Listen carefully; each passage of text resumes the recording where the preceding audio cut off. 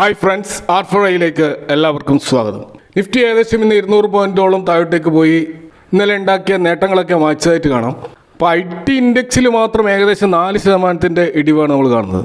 ഇന്ന് പക്ഷേ നമ്മൾ മാർക്കറ്റിൻ്റെ മൊത്തത്തിലുള്ള ഒരു പിക്ചർ നോക്കിക്കഴിഞ്ഞാൽ അഡ്വാൻസ് ചെയ്ത സ്റ്റോക്കുകളാണ് കൂടുതൽ, ഡിക്ലൈൻ ചെയ്ത സ്റ്റോക്കുകൾ കുറവാണ്. BSEയിലെ അഡ്വാൻസ് ഡിക്ലൈൻ റേഷ്യോ നമ്മൾ പരിശോധിച്ചാൽ അഡ്വാൻസ് ചെയ്ത സ്റ്റോക്കുകൾ 54% ഡിക്ലൈൻ ചെയ്ത സ്റ്റോക്കുകൾ 42% ഉള്ളൂ. കൂടാതെ നമ്മൾ ബ്രോഡ് മാർക്കറ്റിലെ പല മാർക്കറ്റ് ഇൻഡെക്സുകൾ നോക്കുകയാണെങ്കിൽ നിഫ്റ്റി നെക്സ്റ്റ് 50 പോസിറ്റീവാണ്, മിഡ് ക്യാപ്പ് പോസിറ്റീവാണ്, സ്മോൾ ക്യാപ്പും മൈക്രോ ക്യാപ്പും ഒക്കെ 1% കൂടുതലുള്ള മുന്നേറ്റം നടത്തിയിട്ടുണ്ട്. അപ്പോൾ ബ്രോഡ് മാർക്കറ്റ് സ്ട്രോങ് തന്നെയാണ്. അപ്പോൾ ഇവിടെ യഥാർത്ഥത്തിൽ സംഭവിച്ചത് നിഫ്റ്റി 50 ഇൻഡെക്സിലുണ്ടായ സെൽ ഓഫാണ്. നമുക്കറിയാം നിഫ്റ്റി 50 ഇൻഡെക്സിൽ അതിൻ്റെ വെയിറ്റേജ് നോക്കുകയാണെങ്കിൽ IT സ്റ്റോക്കുകൾക്ക് 10 മുതൽ 11% വരെ വെയിറ്റേജ് ഉണ്ട്. അപ്പോൾ നിഫ്റ്റി 50 ഇൻഡെക്സിൽ 6 IT സ്റ്റോക്കുകളുള്ളത്. അതിൽ HCL ടെക് ഇന്ന് 10% ഇടിഞ്ഞു, ഇൻഫോസിസ് 4% ഇടിഞ്ഞു, അതുപോലെ TCS 2% ഇടിഞ്ഞു, ടെക് മഹീന്ദ്ര, വിപ്രോ, LTI മൈൻട്രി തുടങ്ങിയ മേജർ IT ഹെവി വെയിറ്റുകളിലൊക്കെ ഈ ഇടിവ് സംഭവിച്ചിട്ടുണ്ട്. അപ്പോൾ മൊത്തത്തിലുള്ള ഈ 6 സ്റ്റോക്കുകളിലെ ഇടിവ് കാരണം നിഫ്റ്റി 50യിൽ ഏകദേശം 105 പോയിൻ്റാണ് ഇന്ന് ഇടിഞ്ഞത്. അപ്പോൾ ഇന്ന് 200 പോയിൻ്റ് ഇടിവിൽ 105 പോയിൻ്റുകൾ കോൺട്രിബ്യൂട്ട് ചെയ്തത് IT സ്റ്റോക്കുകളാണ്. ഇതേപോലെ തന്നെയാണ് നിഫ്റ്റി 50 ഇൻഡെക്സിൽ ഏറ്റവും അധികം വെയിറ്റേജ് ഉള്ള 2 പ്രധാനപ്പെട്ട ബാങ്കിങ് സ്റ്റോക്കുകളാണ് HDFCയും ICICI ബാങ്കും. ഈ 2 സ്റ്റോക്കുകളും ഇന്ന് 1.5% ഇടിഞ്ഞിട്ടുണ്ട്. അപ്പോൾ HDFC ബാങ്കിന് ഏകദേശം 11% വെയിറ്റേജാണ് നിഫ്റ്റിയിലുള്ളത്. ICICI ബാങ്കിനാണെങ്കിൽ 7.5% വെയിറ്റേജ് ഉണ്ട്. അപ്പോൾ മൊത്തത്തിൽ 19% വെയിറ്റേജ് ഈ 2 സ്റ്റോക്കുകൾക്ക് മാത്രമുണ്ട്. അപ്പോൾ ഈ 2 സ്റ്റോക്കുകൾ 1.5% ഇടിഞ്ഞാൽ ഏകദേശം അത് 70-80 പോയിന്റുകളുടെ ഒരു ഇടിവ് നിഫ്റ്റിയിലുണ്ടാക്കും. അപ്പോൾ മൊത്തത്തിലുള്ള ഇന്നത്തെ ഈ 200 പോയിന്റ് ഇടിവിൽ ഈ HDFCയും ICICIയും IT സ്റ്റോക്കുകളുമാണ് കോൺട്രിബ്യൂഷൻ നടത്തിയിട്ടുള്ളത് എന്ന് വളരെ വ്യക്തമാണ്. അപ്പോൾ ഇവിടെ ICICIയും HDFCയിലും സ്വാഭാവികമായിട്ടുണ്ടായിട്ടുള്ളത് ഒരു പ്രോഫിറ്റ് ബുക്കിംഗ് ആണ്. കാരണം കഴിഞ്ഞ ദിവസങ്ങളിൽ ബാങ്കിങ് സ്റ്റോക്കുകളിൽ നല്ല മുന്നേറ്റം ഉണ്ടായിരുന്നു. ഇന്ന് പോലും PSU ബാങ്ക് ഇൻഡെക്സ് പോസിറ്റീവിലാണ്. അപ്പോൾ മാർക്കറ്റിൻ്റെ ഒരു ഓവറോൾ ബുള്ളിഷ്നെസ്സിൽ വലിയ ഇടിവുണ്ടായിട്ടില്ല. പക്ഷേ ഗ്ലോബൽ ക്യൂസ് വളരെയധികം നെഗറ്റീവാണ് നമുക്ക് കാണാൻ കഴിയും. ഇപ്പോൾ ക്രൂഡ് ഓയിൽ പ്രൈസ് ഏകദേശം 100-നടുത്തേക്ക് പോയിരിക്കുകയാണ്. അപ്പോൾ 100-ന് മുകളിലേക്ക് ക്രൂഡ് ഓയിൽ പ്രൈസ് പോവുക എന്ന് പറയുന്നത് തീർച്ചയായിട്ടും വളരെ അപകടകരമായ സിറ്റുവേഷനാണ്. അപ്പോൾ ഇറാൻ US-ൻ്റെ ആ ഒരു പീസ് ടോക്സിൽ ഇറാൻ പൂർണ്ണമായിട്ട് വിട്ടു നിന്നത് ഒരു നെഗറ്റിവിറ്റി ഉണ്ടാക്കിയിട്ടുണ്ടെങ്കിലും പക്ഷേ അവിടെ ട്രംപ് ഇപ്പോൾ ഈ സീസ് ഫയർ എക്സ്റ്റെൻഡ് ചെയ്തതായിട്ട് കാണാം. കാരണം 22-ന് അത് അവസാനിക്കുകയാണ്. ഇറാൻ അവരുടെ വഴിക്ക് വന്നിട്ടില്ലെങ്കിൽ അവരുടെ കംപ്ലീറ്റ് ഇൻഫ്രാസ്ട്രക്ചർ തകർക്കുമെന്നുള്ള ഒരു ഭീഷണി ഓൾറെഡി ട്രംപ് മുഴക്കിയിരുന്നു. അപ്പോൾ ഇവിടെ ആ ഒരു ആക്രമണം ഒഴിവാക്കിക്കൊണ്ട് സീസ് ഫയർ തന്നെ എക്സ്റ്റെൻഡ് ചെയ്തിരിക്കുകയാണ്. പക്ഷേ എന്നിട്ട് പോലും എന്തുകൊണ്ട് ക്രൂഡ് പ്രൈസ് മുകളിലോട്ട് പോകുന്നു എന്നതാണ് ചോദ്യം. നമുക്കറിയാം ഇവിടെ സീസ് ഫയർ എത്ര എക്സ്റ്റെൻഡ് ചെയ്താലും അതിപ്പോൾ ഒരു വർഷം തന്നെ സീസ് ഫയർ നീട്ടിവെച്ചാൽ പോലും ക്രൂഡ് പ്രൈസ് താഴുകയില്ല. എന്തുകൊണ്ടാണെന്ന് വെച്ചാൽ അവിടെ US-ൻ്റെ നേവൽ ബ്ലോക്കേഡാണ് പ്രശ്നം. അപ്പോൾ ഈ ഒരു നാവിക ഉപരോധം വഴി ഇറാൻ്റെ എണ്ണക്കപ്പലുകൾ പുറത്തേക്ക് പോകുന്നത് തടയപ്പെടുകയാണ്. അപ്പോൾ ഇത് സ്വാഭാവികമായിട്ടും ഇറാൻ്റെ വരുമാനം ഇല്ലാതാക്കുന്നുണ്ട്. ഏകദേശം ഒരു ദിവസം 1.5 മില്യൺ ബാരൽ എണ്ണ മാർക്കറ്റിൽ എത്തുന്നില്ല. വിപണിയിൽ എണ്ണയുടെ ലഭ്യത കുറയുമ്പോൾ സ്വാഭാവികമായിട്ടും വില ഉയർന്നു തന്നെ നിൽക്കും. അപ്പോൾ ഈ ഹോർമസ് സ്ട്രെയിറ്റിലുള്ള ഈ ഒരു അൺസർട്ടനിറ്റി അത് തീർച്ചയായിട്ടും ഇറാനും മൊത്തത്തിൽ ഇത് അടച്ചിടുമെന്നുള്ള ഭീഷണി മുഴക്കുന്നുണ്ട്. അപ്പോൾ ഇങ്ങനെയാകുമ്പോൾ മൊത്തത്തിലുള്ള എണ്ണയുടെ ആ ഒരു ട്രാൻസ്പോർട്ടേഷൻ 20% ഇല്ലാതാവുക എന്ന് പറയുന്നത് ഗ്ലോബൽ എക്കണോമിയെ സംബന്ധിച്ചിടത്തോളം വളരെ ആശങ്ക ഉണ്ടാക്കുന്ന ഒരു കാര്യമാണ്. അതാണിപ്പോൾ ഗ്ലോബൽ ക്യൂസൊക്കെ നെഗറ്റീവായുള്ള ഒരു കാരണം. അപ്പോൾ ഇന്നലെ നമ്മൾ കണ്ടതാണ് FIAs വീണ്ടും അവർ സെല്ലിംഗ് മോഡിലേക്ക് വന്നിരിക്കുകയാണ്.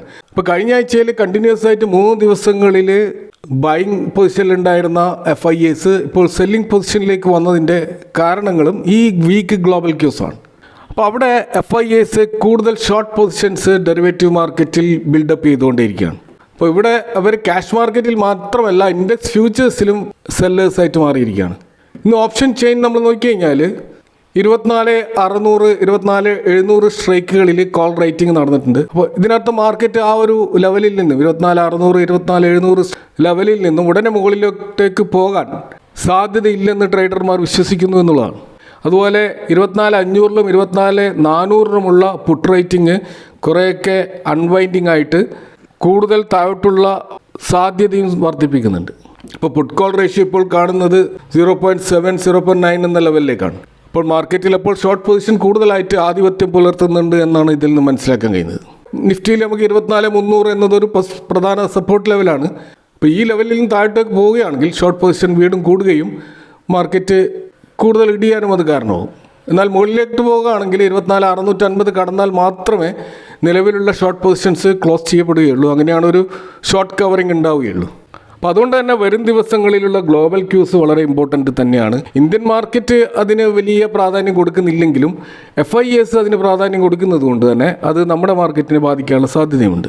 അപ്പോൾ ഇന്നത്തെ IT സെക്ടറിൽ ഉണ്ടായിട്ടുള്ള ഇടിവിന് പ്രധാന കാരണം നമുക്കറിയാം HCL ടെക്കിൻ്റെ റിസൾട്ടായിരുന്നു. അവരുടെ Q4 റിസൾട്ട് വളരെ നിരാശാജനകമായിരുന്നു എന്ന് വേണമെങ്കിൽ പറയാം. ഇന്ന് 10% HCL ടെക്ക് സ്റ്റോക്കിലുണ്ടായ ഇടിവ്. അപ്പോൾ ഒരു ഹെവി വെയിറ്റ് സ്റ്റോക്കിൽ ഇത്ര വലിയ ഇടിവ് എന്ന് പറയുന്നത് തികച്ചും ആശങ്ക ഉണ്ടാക്കുന്ന ഒരു കാര്യമാണ്. അപ്പോൾ ഇവരുടെ നെറ്റ് പ്രോഫിറ്റിൽ 4.2% വർധന ഉണ്ടായിട്ടുണ്ട്. റവന്യൂവിൽ 12.3% വർധന ഉണ്ടായിട്ടുണ്ട്. പക്ഷേ കോൺസ്റ്റൻറ്റ് കറൻസിയിൽ ക്വാർട്ടർ ഓൺ ക്വാർട്ടറിൽ 3.3% ഇടിവാണ് ഉണ്ടായിട്ടുള്ളത്.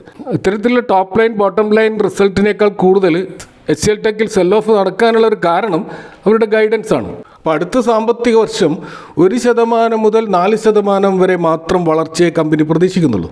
അപ്പോൾ ഇതിൻ്റെ അർത്ഥം IT മേഖലയിലുള്ള ആ ഒരു മാന്ദ്യം അത് ഇനിയും ഒരു വർഷം തുടരുമെന്നാണ്. അതുപോലെ തന്നെ ഇവരുടെ എബിറ്റ് മാർജിൻ അത് 17.5 മുതൽ 18.5% വരെ മാത്രമേ അവർ പ്രതീക്ഷിക്കുന്നുള്ളൂ. ഇപ്പോൾ കൺസ്യൂമേഴ്സ് അനാവശ്യമായ ചെലവുകൾ വെട്ടിക്കുറക്കുന്നതിൻ്റെ ഭാഗമായിട്ട് IT കമ്പനികളുടെ വരുമാനത്തെ ബാധിച്ചിട്ടുണ്ടെന്നാണ് ഇവരുടെ ഒരു ഗൈഡൻസ്. അതുകൂടാതെ പല പുതിയ കരാറുകളും ഒപ്പിടുന്നതിൽ കഴിഞ്ഞ ക്വാർട്ടറിനെ അപേക്ഷിച്ചിട്ട് വലിയ കുറവുണ്ടായിട്ടുണ്ട്. അതുപോലെ ഓപ്പറേറ്റിംഗ് മാർജിനിൽ വന്ന കുറവും ഒരു പ്രധാന ഘടകമാണ്. അവിടെ 16.5 മുതൽ 17% മാത്രമാണ് ഇവരുടെ ഓപ്പറേറ്റിംഗ് മാർജിൻ. നമുക്കറിയാം IT കമ്പനികൾ എന്ന് പറയുന്നത് അസറ്റ് ലൈറ്റ് മോഡലാണ്. ഇവരുടെ ഓപ്പറേറ്റിംഗ് മാർജിൻ എപ്പോഴും വളരെ ഹൈ ആണ്. 20% മുകളിലാണ് എപ്പോഴും പല ലീഡിംഗ് IT കമ്പനികളുടെയും ഓപ്പറേറ്റിംഗ് മാർജിൻ. എന്നാൽ ഇവിടെ പോസിറ്റീവായിട്ടുള്ള ഒരു ഘടകം HCL ടെക്കിൻ്റെ ആർട്ടിഫിഷ്യൽ ഇൻ്റലിജൻസ് മേഖലയിൽ നിന്നുള്ള വരുമാനം മികച്ച രീതിയിൽ വളരുന്നുണ്ട്. ഇത് ഏകദേശം $620 മില്യൺ കടന്നതായിട്ടാണ് അവരുടെ ഏർണിങ്സ് റിപ്പോർട്ടുകളിൽ കാണുന്നത്. കൂടാതെ കമ്പനി ഒരു 24 രൂപയുടെ ഒരു ഡിവിഡൻറ്റും പ്രഖ്യാപിച്ചിട്ടുണ്ട്. കമ്പനിയുടെ അട്രീഷൻ റേറ്റ്, അതായത് ജീവനക്കാർ കമ്പനിയിൽ നിന്ന് വിട്ടുപിരിഞ്ഞു പോകുന്ന ആ നിരക്ക് 12.5% കുറഞ്ഞിട്ടുമുണ്ട്. അപ്പോൾ ഷോർട്ട് ടേമിൽ HCL ടെക്ക് വലിയ വെല്ലുവിളികൾ നേരിടുന്നുണ്ടെങ്കിലും ലോങ് ടേമിൽ അവരുടെ AI മേഖലയിലുള്ള മുന്നേറ്റം കൃത്യമായ ഡിവിഡൻറ്റുമൊക്കെ ആശ്വാസം നൽകുന്ന കാര്യമാണ്. അപ്പോൾ ഈ നിലവിലുള്ള ഇവരുടെ ഗൈഡൻസ് അനുസരിച്ച് IT മേഖലയിലെ തിരിച്ചുവരവ് നമ്മൾ പ്രതീക്ഷിക്കുന്നതിലും സ്ലോ ആയിട്ടായിരിക്കും ഉണ്ടാവുക. അപ്പോൾ ഇതാണ് മൊത്തത്തിൽ IT സെക്ടർ വീക്കാവാനുള്ളൊരു കാരണം. അപ്പോൾ ഇന്ന് IT സ്റ്റോക്കുകൾ തകർന്നപ്പോൾ നിക്ഷേപകർക്ക് ഒരു ആശ്വാസമായത് FMCG സെക്ടറാണ്. ഇതിൽ തന്നെ നെസ്ലെ ഇന്ത്യയുടെ മികച്ച റിസൾട്ട് അതിനൊരു കാരണമായിട്ടുണ്ട്. കൂടാതെ ടാറ്റ കൺസ്യൂമറിലും വമ്പിച്ച മുന്നേറ്റം നമുക്ക് കാണാൻ കഴിയും. അപ്പോൾ നെസ്ലയുടെ റിസൾട്ടിൽ അവരുടെ ഫിഗേഴ്സ് മാർക്കറ്റിൻ്റെ പ്രതീക്ഷകളെക്കാൾ മികച്ചതായിരുന്നു. അപ്പോൾ അതാണ് ആ സെക്ടറിൽ മൊത്തത്തിലുണ്ടായ ഒരു ഉണർവിനൊരു കാരണം. നെസ്ലയുടെ നെറ്റ് പ്രോഫിറ്റ് 26% വർദ്ധിച്ചിട്ടുണ്ട്. അതുപോലെ അവരുടെ റവന്യൂവിൽ 10% വർധന ഉണ്ടായിട്ടുണ്ട്. ഇപ്പോൾ റോ മെറ്റീരിയൽ കോസ്റ്റുകളിൽ ഉണ്ടായിട്ടുള്ള വിലക്കയറ്റം നിയന്ത്രിക്കാൻ കഴിഞ്ഞത് ഇവരുടെ മാർജിൻ വർദ്ധിപ്പിച്ചിട്ടുണ്ട്.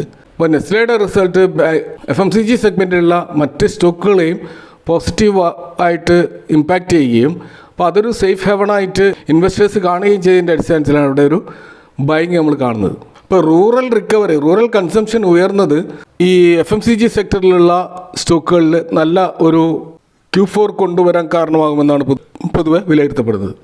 അപ്പോൾ ഇതൊക്കെയാണ് മൊത്തത്തിൽ ഇന്നത്തെ മാർക്കറ്റുമായി ബന്ധപ്പെട്ട് നിങ്ങളുമായിട്ട് ഷെയർ ചെയ്യാനുള്ളത്. ഈ വിഷയങ്ങളുമായി ബന്ധപ്പെട്ട നിങ്ങളുടെ അഭിപ്രായങ്ങളും കമൻറ്റുകൾ അറിയിക്കാം. Thanks for watching. See you next time with another video.